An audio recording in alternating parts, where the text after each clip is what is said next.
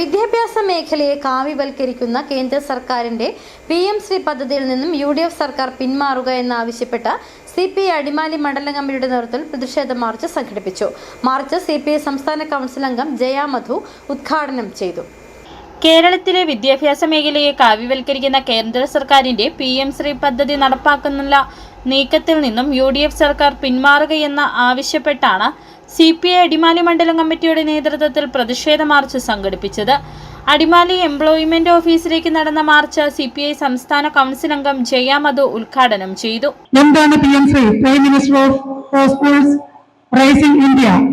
നമ്മുടെ ഈ രാജ്യത്തെ ഒരു ദേശീയ വിദ്യാഭ്യാസം, ഒരു പാഠ്യപദ്ധതി നടത്തുന്നതിന് വേണ്ടി, കേരളത്തില് അല്ലെങ്കിൽ ഈ രാജ്യത്ത് വർഗീയത കൊണ്ടുവരുന്നതിന് വേണ്ടി, നമ്മുടെ വിദ്യാഭ്യാസ രംഗത്തെ കാവ്യവൽക്കരിക്കുന്നതിന് വേണ്ടി കേന്ദ്ര സർക്കാർ കൊണ്ടുവന്നിട്ടുള്ള ഒരു നയമാണ് ഈ PM ശ്രീ പദ്ധതി. സംസ്ഥാനത്തെ മുഴുവൻ CPI മണ്ഡലം കമ്മിറ്റികളുടെ നേതൃത്വത്തിലും കേന്ദ്ര സർക്കാർ ഓഫീസിനു മുന്നിലേക്ക് പ്രതിഷേധ മാർച്ച് സംഘടിപ്പിച്ചിരിക്കുകയാണ്.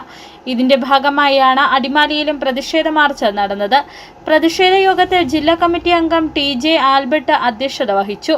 നേതാക്കളായ KM Shaji, Santhosh Vailankara, I Sasidharan, KB Johnson തുടങ്ങിയ നേതാക്കളും പാർട്ടി പ്രവർത്തകരും പങ്കെടുത്തു. City vision, Adimali.